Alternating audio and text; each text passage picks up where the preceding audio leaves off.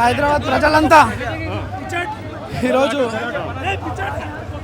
నాకు మద్దతు పలకడం కానీ కాంగ్రెస్ పార్టీని బలపరచడానికి నగర నలుమూల నుండి వచ్చినారు.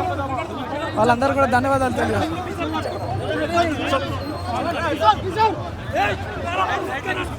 సో బీఆర్ఎస్ మాత్రం సానుభూతి అంటోంది, ఏం చెప్తారు? ఇది ఎలక్షన్ అండి, మన జీవితాలతో ముడిపడిన విషయం ఇది. ప్రాంత ప్రజలు చాలా తెలివిపరులు.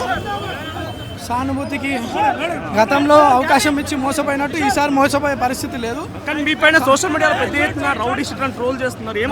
నా రౌడీ షీట్ ఉందా? పెద్దవాళ్ళు కావాలని చేస్తున్నారు అంతా, కానీ నాకు సంబంధం లేవని నేను అవన్నీ పట్టించుకోను.